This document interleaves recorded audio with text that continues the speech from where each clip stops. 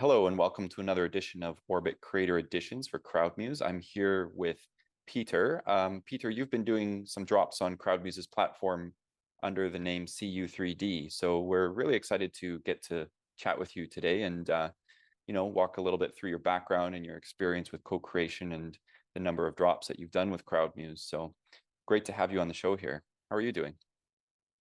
Likewise, nice having me on the show. It's my first show, so looking forward to it. Oh, cool. Yeah, that's great. Yeah, so I mean, we're really happy to have you because you've contributed quite a bit to various different drops on CrowdMuse. So, we're going to chat through that experience in a bit here, but first I want to get to know a little bit more about you. So, do you want to maybe just introduce yourself a little bit, your background, and what brought you into 3D arts?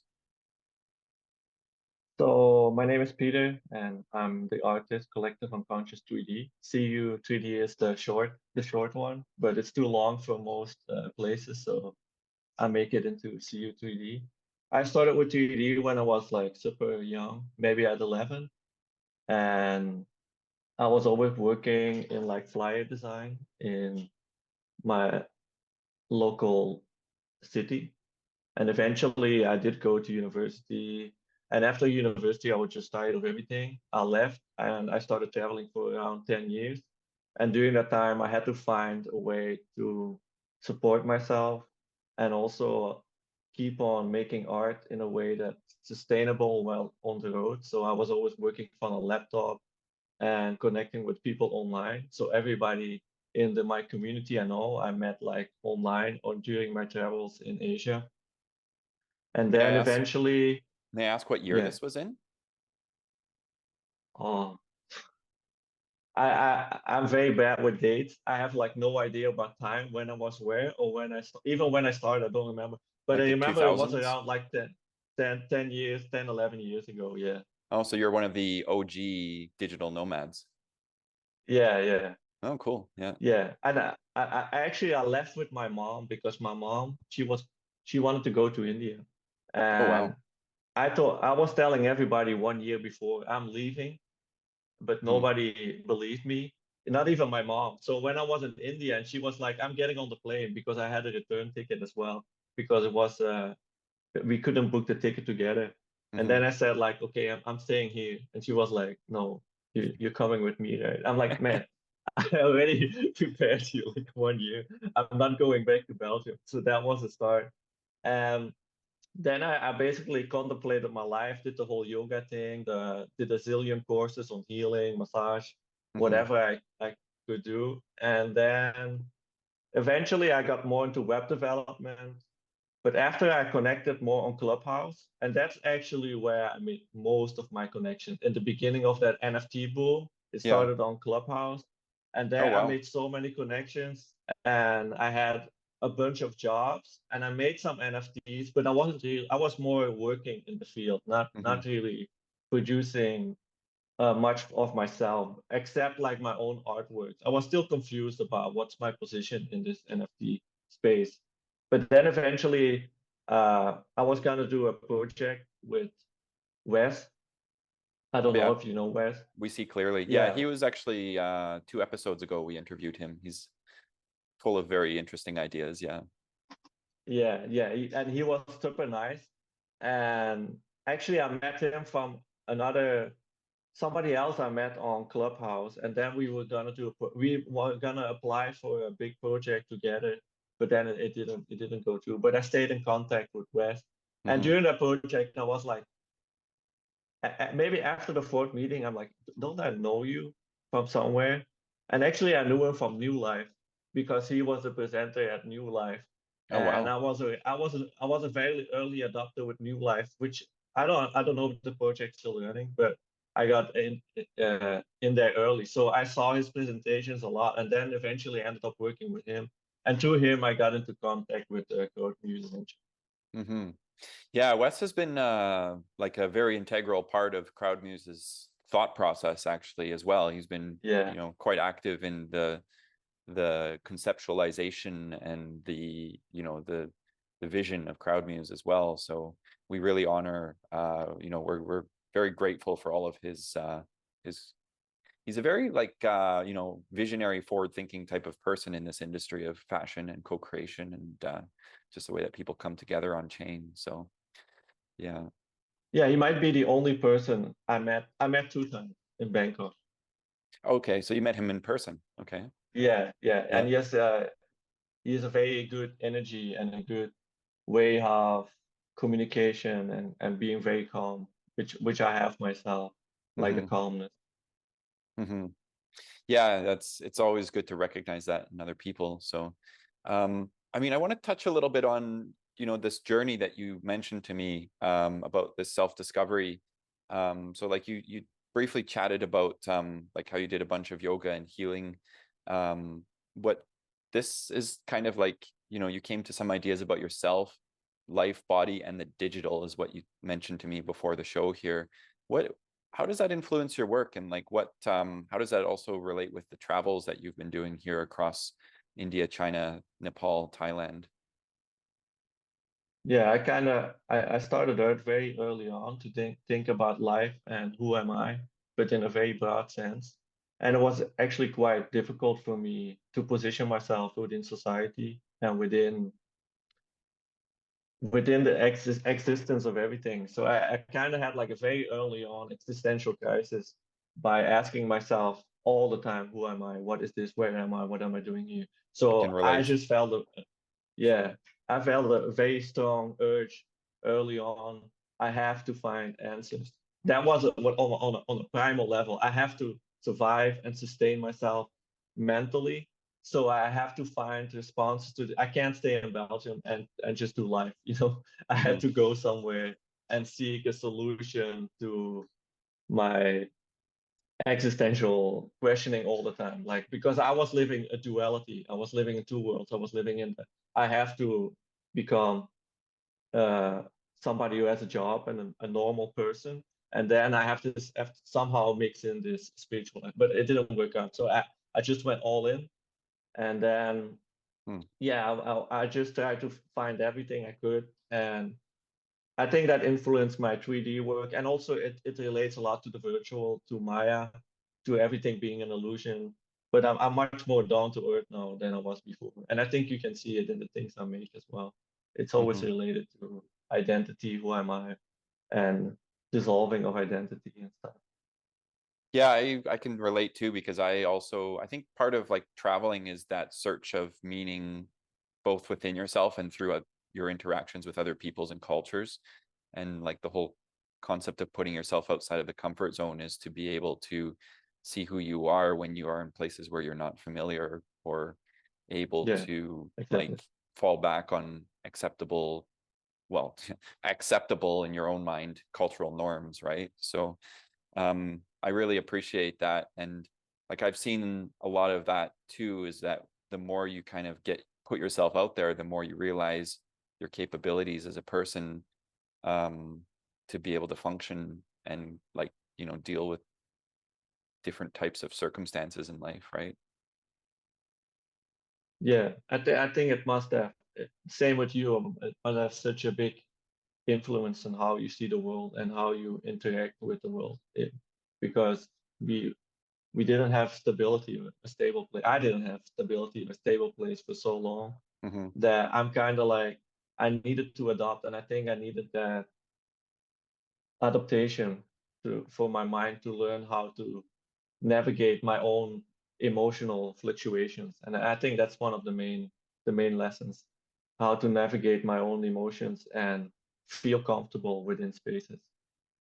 Yeah, I would say like one of the challenges that I posed on myself as well is like I moved to Turkey, and then after that I decided that I need to go somewhere else. And I asked myself, where is a country that I know nothing about and everything I've heard about is probably wrong, so that all of my expectations about it will probably get flipped upside down, right? And that was Russia. So I moved there, and exactly that happened, is that everything I was told about it was completely wrong. And it was just, yeah, I mean, but you can say the same about India too, because I mean, you know, Yeah. I spent quite a lot of time in India, and I went there with zero expectations, zero plan, just the desire to get a motorcycle and ride as far and as long as possible. Um, and that's kind of, it's interesting because it kind of makes me think about like how you you know you mentioned earlier that it was very like Maya, intangible, and then you decided to ground it back down. And that makes me think, like, was there a part of the time in your travels where you kind of realized that you wanted to like solidify, and then that changed your art type of style Yeah, or direction? Or yeah, I think that's a very deep and important aspect of my whole life. Uh, in the beginning, it was this duality of like, I need to develop my spiritual self into this ultimate freedom or something. I have to let go of my ego. I have to let go of my desire. And at somewhere in the middle of shift, particularly with I was doing very intense breath work, trauma release stuff in Poland. Mhm, And during that session, I remember a very specific moment. In the beginning, I was just emotional. I was crying, but I was looping mentally. Like I was stuck in a mental loop of emotions. But then somebody came to me and he like talked to me in a very gentle way and said, "Look, you don't have to be in this mental framework. You can it will shift. You can mhm, shift it." And that's when I understood like, I can just shift my emotions at will. Kinda. I can be in one emotion 1 second and then it's fluctuate and it's always fluctuating. So I don't have to be stuck with this. And that's when I realized I'm actually a very anxious person. mhm, Um, this kind of vata energy they call, or this wind energy of not wanting something, is mhm, actually not really suiting me. So that's when I realized like, oh, okay, I can solidify my ego. My ego isn't bad. My ego isn't the problem. There needs to happen some solidification. I have boundaries, I have values. So all these things kind of came together, and I'm like, okay, this is not a bad thing. Before I thought I have to dissolve everything, and I was dissolving everything everywhere mhm. with everybody, and it's kind of conflicting for a lot because you kind of become like um, some kind of like, oh, new age want to let Yeah, go of everything kind of idea, like everything is transient, my real. hippie. Yeah, yeah, I'm making my whole reality. Like I wasn't that phase, but I had to transition out of it and come out of it in a more grounded way. Mhm. And then did you notice like a difference in the way that your art was also manifesting from that change there too? Yeah, in the beginning, I think I was very focused on contextualizing some kind of theory about this, for example, or like how this would be how the artist would translate into art. I was always tackling like very deep concepts. But now I'm more like back to basics and back to what is identity and how can we translate identity. And that's actually the project I was talking about with West as well, about how we can make identity and profile pictures more customizable in adaptation with your values, your boundaries, and your emotions. So how can we translate this into a more profile picture? Hmm, For that's example, interesting. Yeah, and yeah, that kind of ties back into, I guess I would ask the question of what made you choose the name Collective Unconscious. So yeah, that's like so long ago. That maybe 20 years ago. I started with that name and I never changed it. does it still So yeah, reflect your yeah, values? yeah. It's like I picked that name Mhm. unconsciously, but it's always been such a big thing about me, like this whole collective unconscious, because I see everything as like morphic field and collective unconscious fields, and how things solidify within the collective, and that comes back to like needing to ground myself in an identity because there are solidifications, even though they are not fully solidified. You cannot transcend or get around these things. So I have to accept. And I think that's where collective unconscious 3D, it's like a virtual space as well, how reality is set up and Mhm. how I relate myself within that reality as well. Oh, that's interesting. Yeah. Because I think a lot of that also ties into blockchain and Web3, that that's Yeah. kind of like the growing pains that the communities are going through here, of trying to actually find how this very transient, ethereal, I mean, Ethereum is named, if you look at the name Ethereum, it's a very interesting reflection of the community and the whole mindset of the space as well, right? It's very like intangible and well, it's like air, right? It's a very airy type of element. and we're continually trying to find ways to solidify and ground it so that we can actually, create connections in real life, or even bring communities closer to each other online, right? So, because you did mention to me before the interview that everyone you work with, you met online and never in person. So this is a large thing that influences your style and like your approach to what you look at art and identity as, is like the online community, virtual relations, in terms of how that fits into blockchain trust and building. Could you maybe elaborate on that a little bit? Yeah, I think this whole new community, for example, with Crowd Muse, is a very fluid in that sense, how to manage identities and people without ever even meeting each other. And somehow it works. Like there's a how to build trust, how can you trust somebody online has always been a thing. And it's not easy because I get clients, fake clients, who try to hack me or all the time. It's like a common thing. So I Mm-hmm. think this blockchain and identity, and again the solidification of your values, kind of is within the blockchain, within the jobs you do. And that's why I like Code Muse. It kind of solidifies who you are more, and it gives you an identity automatically, because these are the things you work on, and these are the things you do, and people can reflect on it. And with profiling on Code Muse, I think it's kind of identity building and networking and all in one, in like the ideal setting, beyond like, because what like, for example, if I want to sell a model on CG Trader, there's like no community, there's no connection. It's almost a disconnected space. There's nothing there. You own your own, and you just like producing, and there's nobody to support you. Mm-hmm. If that's the question Yeah, you're yeah, looking definitely. for.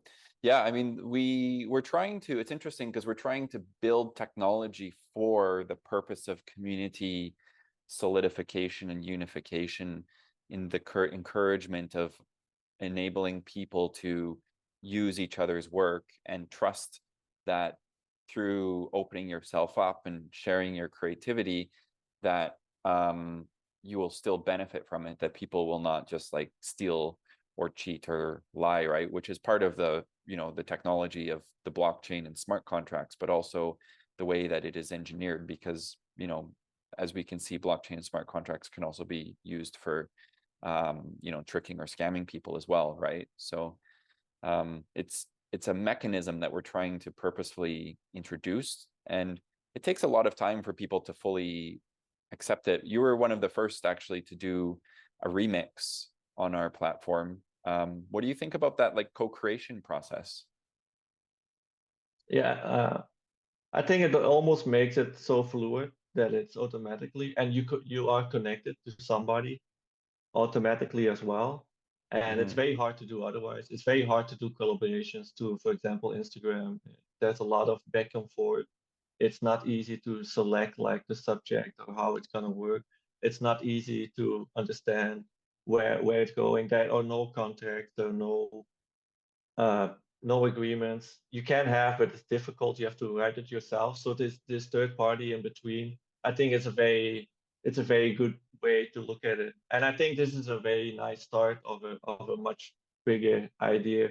Like imagine a lot of people sitting in, and it's a community as well. It's not only about the sharing your and the profit. It's about being able to easily work with people you trust, I think, and who fit within your narrative. And I like it from a profile building perspective as well, because you can easily navigate and gravitate towards the right people. Hmm. Yeah, because portfolios are kind of profiles in a sense, right? Where you can combine the two and Yeah. then match based on styles and values.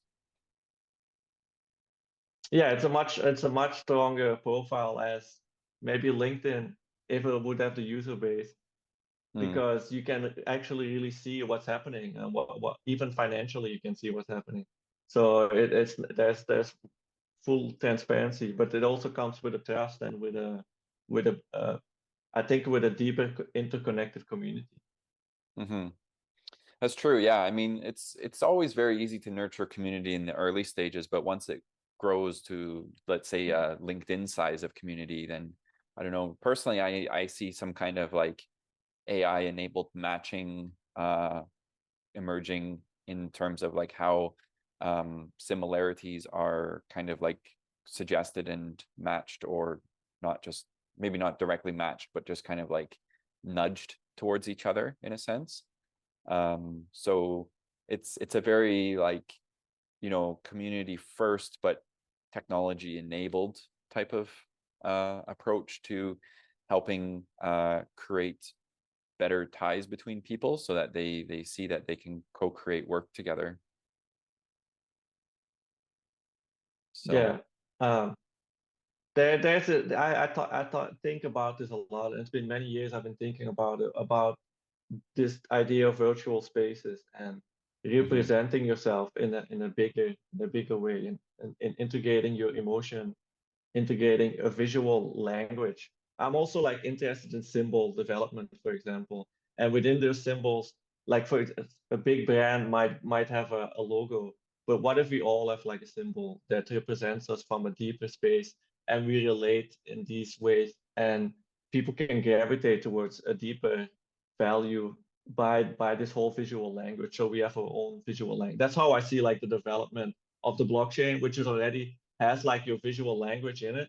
But if we could mhm. extend this into like a deeper meaning of our identity that is more visible, and we're not like working for other brands necessarily, we are our own brand as a person and as an individual. That ties back into what you were saying about the personalized PFP with Wes, of like Yeah, how it is more accurately able to be customized in order to reflect your identity. Um, I mean, I see the personal identity through the profile pictures as kind of like two layers, right? Which is the personal preference of who you are and who you want to show yourself as, but then also the who do you want to belong to thing, right? So like the whole status of being part of the Bored Apes, or well, used to, it's not, it's kind of yeah, losing its status nowadays, but the reason people chose that is because they felt privileged, right? So I mean, like how do you see privilege coming into this conversation as well as identity, right? Because sometimes people just want to, you know, they just want to have a Gucci because they want to belong to that brand identity, and they're not sure of what they would represent themselves as outside of that. yeah. I think that that's again a question of expanding your own deeper meaning of yourself, Mm, and not giving that power away to something else.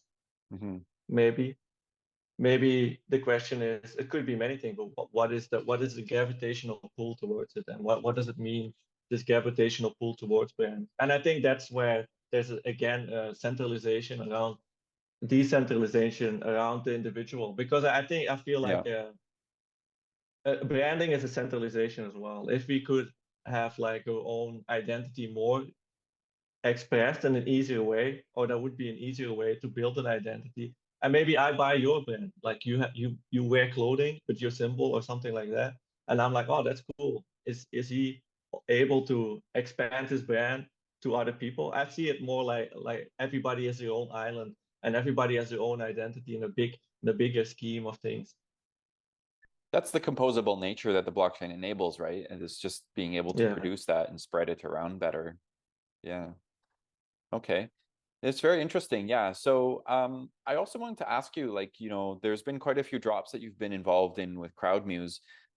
Which one is like at the top of your mind as being more of a interesting or memorable experience to you, and why? Maybe the optimism one, the first one, because it had like many elements, and it has like one big element, and it had all the artifacts gravitating around it. I really like that idea of expanding on this one thing and expanding it into multiple artifacts. And yeah, maybe also it was the first one. But the other one were a little bit more short and quicker. There was less time. So the optimism one was more of a, and it was a experimental, from which also the character developed eventually, with the one which is dropped now, the NPC, which has been remixed in the other artwork. Yeah, that was pretty cool actually, how that got repurposed through the NPC. Because like everyone was quite impressed by the way the optimism one looked with the character just dropping and then the interactions that it was making. Did that take you some time to do? It looked like it was quite a complex job. Yeah, it was just a lot of back and forth in designing the character. That was a base idea, and yeah, a character is not that easy.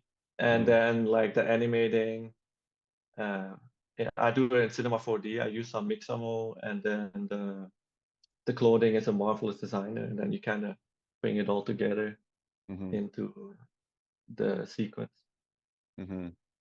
Yeah, that's cool. And then how we saw it in a new edition as a remix as an NPC, right? That was Yeah, very fascinating. yeah, I think that's a cool concept, and I feel like that's the first. I mean, that's their first trying of it and the first Yeah. direction towards it. So yeah, I think it's a very cool start. Yeah, that's basically like a proof of concept of how intellectual property can be remixed on chain and how it's tied back to the original creator, right? So it's something that Yeah, I think actually, is, go ahead. I didn't. She Mas actually told me about it. I had no. I understood what it was, but actually I didn't understand like which direction. It took me some time to understand the whole concept. I think a lot of people will have this like what's happening here because I got introduced to design the 3D logo animation. That's Hmm. why I started. At that Hmm. time, I was just this is a job. I have no idea what's going on here. But then we kept on communicating, and it took me some time to understand like also how the profit distribution worked and what they actually wanted. I couldn't fully grasp it in the beginning, so I was like, okay, I'll just take a leap of faith because I didn't know anybody. See what happens. So I Yeah. just, yeah, I just went with it and She like, seems nice. okay, Let's I'll see what just, happens. Yeah. yeah, and I trust Wes, so I was like, okay, okay. But then like all the context involved, it's a bit. I think Mats is really good at organizing, Mhm. insanely good at organizing. I would never be able to, you know, To get this orchestrate all of all these people. Yeah. yeah, like Yeah. yeah, and bring all these people together and still make sense of it. Hmm. I'm more of an introvert as well, so even online, I'm an online introvert. Hmm. Yeah, I understand. Yeah, and it's quite a lot of work to bring all this together here, but it's cool to kind of demonstrate that it is possible. So, I think we're quite glad that you were the one, after all of your contributions, you were the one to be able to be shown as the test of how this works. So, could go down in history one day as the first remix on chain. Yeah, So, and it's wild because I really align with everybody in the group and for example you as well, they're all like special interesting people mhm. who've done like a ton of meditation or into all this weird stuff and basically all nomads and all over the place. So for Yeah. me it's a very good place to be. Yeah, yeah, we're all very weird in our own special ways, which is good. That's what makes it Yeah, a unique team. So, okay, so yeah, just to wrap it up, it's been great chatting with you. I'd like to hear maybe in brief, what do you think is the future for, creation, the creator, art in general? How do you see this evolving? yeah, like when we talked about, I hope it moves towards a more personal development space, like a personal identity, a more personal experience, and less branded experience, where the individual is more important and the interactions between individuals becomes important. And I feel that's where it's moving as well, away from centralization of big companies and becoming more of and that's what I like about crowd music as well. Like you can develop products, you have the capacity to if you have a team that believes in you and you have a track record that gives you confirmation not confirmation that gives you confirmation about that you are on the right track, that people can help you to establish something more. And I think that's where I want to be as well. Like otherwise you have to push really hard, you have to push into all these big brands to establish something. And I hope this opens up a space for individuals to easily establish themselves, really as themselves. Definitely, yeah. No, the barrier to entry is much, much lower than ever before. And I think society in general is decentralizing as people are recognizing their power to, create meaningful experiences and enjoy and access other people's experiences as well. Yeah, So, yeah, that's what I'm looking forward to live in this world of like, that we can go freely and we can create easily. mhm. Excellent. Well, thank you very much, Peter. It's been a pleasure having you here. That's CU3D, Collective Unconscious 3D. We are very happy that everyone had a chance to listen to you share your story here with Orbit Creator Editions, and look forward to creating more work with you in the future here. Likewise. See you soon. Yeah, thanks a lot. Bye.